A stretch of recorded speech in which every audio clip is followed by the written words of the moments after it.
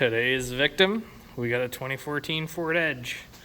So this thing came in, complaint was that it misfires sometimes.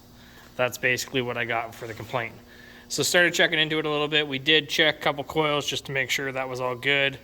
Then I pulled the codes, and the codes came up as O2 Rich Bank 1 Sensor 1 and O2 Rich Bank 2 Sensor 2.